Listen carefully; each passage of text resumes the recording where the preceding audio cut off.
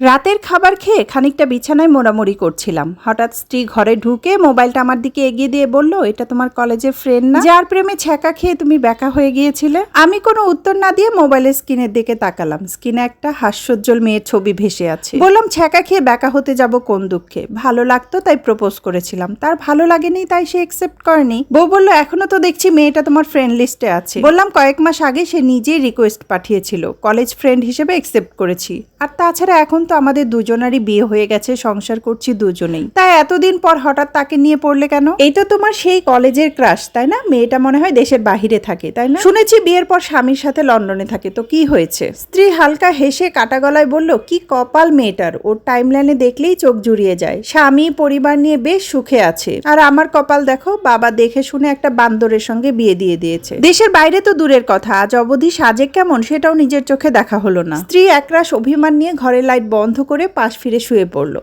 আমি আর তেমন কিছু বললাম না, আসলে বিষয়টা নিয়ে না ঘাটানোই উচিত। আসলে বউয়ের অভিমান করাটাও অস্বাভাবিক কিছু না। বউকে নিয়ে তেমন কোথাও এই পর্যন্ত ঘুরতে যেতে পারিনি। ওই মেয়েটা ছিল আমার কলেজ ফ্রেন্ড। কলেজ জীবনে ওই একজনকে আমার মনে ধরেছিল, তাই কিছুদিন পরে মনের কথা চেপে রাখতে না পেরে ভালোবাসি বলে দিয়েছিলাম। কিন্তু আমার মুখে ভালোবাসি শুনে সেদিন সে বলেছিল, দেখো আমার পক্ষে এসব ভালোবাসায় জড়ানো সম্ভব না। আমি বিয়ে করলে আমার পরিবারের পছন্দেতেই বিয়ে করব। সেদিনের পর থেকে আমরা দুজন আর 5 জনের মতোই শুধুই বন্ধু ছিলাম। বহুদিন পর, মাস কয়েক আগের কথা, হঠাৎ একদিন দেখি সে আমাকে ফ্রেন্ড রিকোয়েস্ট পাঠিয়েছে। প্রথম দিন 2-4 কথা হলেও তারপর থেকে আমাদের তেমন কোনো আলাপ হয়নি। মেয়েটার প্রত্যেকটা পোস্ট আমার টাইমলাইনে আসে, আমি চুপচাপ দেখি আর ভাবি, মেয়েটা কি ভাগ্যবতী। মাঝে মাঝে মনে হয় আমার প্রপোজালটা যদি সে একসেপ্ট করতো তাহলে হয়তোবা সে এখন আমার স্ত্রীর মতোই আফসোস করতো। এরপর কেটে গেল বেশ কয়েকদিন। একদিন আমার সে কলেজ ফ্রেন্ড আমাকে মেসেজ দিল, আমি আর আমার স্বামী দেশে ফিরছি আগামীকাল, ভাবিকে নিয়ে একদিন আসো আমাদের বাসায়, সবাই মিলে অনেক আড্ডা হবে। আমি কোনো উত্তর দিলাম না। তার স্বামী একজন বড়লোক, বিলাসবহুল জীবনযাপন তাদের দামি সাজসজ্জা, ঝকঝকে গয়না, এসব দেখে আবার আমার স্ত্রীর মনে না আফসোস জন্মায়। কিন্তু যাকে নিয়ে ভয় সে নিজেই, আমার স্ত্রী তার সাথে কথা বলে দাওয়াত গ্রহণ করে নিল।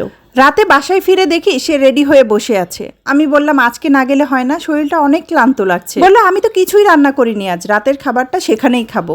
গাড়িতে চেপে বসলে আবার ক্লান্তি কিসের? প্রায় 1 ঘন্টা জার্নি করে আমার বান্ধবীর বাসায় গিয়ে পৌঁছালাম। বেশ ছিমছাম আর গোছানো ওদের বাসাটা। দেয়ালের এদিক সেদিক ঝুলছে সব পেইন্টিং, চারপাশে দামি ফার্নিচার দিয়ে ঠাসা পুরো। আমি এদিক সেদিক তাকিয়ে বললাম, তোমার হাজবেন্ডকে তো দেখছি না, উনি কোথায়? কথাটা বলতে আমার ফ্রেন্ডের হাসি মুখটা কেমন যেন মলিন হয়ে গেল। আমরা 3 জন বসে গল্প গুজব করছিলাম। কথার এক পর্যায়ে ওর হাজবেন্ড এসে উপস্থিত হলো। মদের নেশায় টলতে টলতে ঘরে ঢুকে ওকে বিশ্রী ভাষায় বকাবকি করতে শুরু করলো। আমি আমার স্ত্রী দুজনে হতবম্ব হয়ে কিছুক্ষণ বসে রইলাম। ভেতরে আমার বান্ধবী তার স্বামীকে থামানোর চেষ্টা করছে, আর তার নেশাগ্রস্ত স্বামী অনর্গল আবল তাবল বলেই যাচ্ছে। আর থাকতে ইচ্ছে করলো না, স্ত্রীকে নিয়ে বেরিয়ে এলাম। বাসায় ফিরে এসে দেখি বান্ধবী একটা মেসেজ দিয়েছে, তোমার স্ত্রী আমার সুখ দেখতে চেয়েছিল, এটাই আমার আসল সুখ। টাইমলাইনে যেগুলো দেখো সেগুলো নিছক তোমাদের চোখে সুখী হওয়ার অভিনয়, যাতে অন্তত নিজেকে একটু সান্ত্বনা দিতে পারি। আসলে খালি চোখে আমরা যা দেখি সেগুলো সবসময় সত্যি হয় না। এই গল্পটা লিখেছে আশিক মাহমুদ। ফেসবুকের পাতায় আমরা কারো সুখের ছবি দেখলে আমরা আফসোসে মরে যাই। আসলে আমরা যতটা সুন্দর দেখি বাস্তবে আসলে ততটাও সুন্দর না। যাই হোক, আজ দুপুরে রান্না করেছিলাম মুরগির মাংস দিয়ে আলু দিয়ে ঝোল আর চাল কুমড়া ভাজি। তো রান্না শেষে এখানে কাটা পেঁয়াজ মরিচগুলো আবার বক্সে গুছিয়ে রাখছিলাম। তো কথা বলতে বলতে ভিডিওর একদম শেষে চলে এসেছি। তো আজকের ভিডিওটি এ পর্যন্ত। এতক্ষণ সাথে থেকে পুরো ভিডিওটা দেখার জন্য সবাইকে ধন্যবাদ। কথা হবে নতুন কোনো ভিডিওতে, সে পর্যন্ত ভালো থাকবেন সবাই। আল্লাহ হাফেজ।